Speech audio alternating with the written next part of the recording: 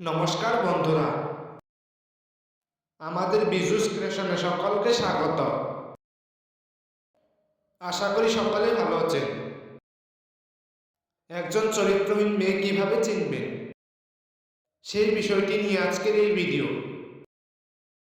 কারণ এই ভিডিওটিতে আমরা আপনাদের মাঝে শেয়ার করতে চলেছি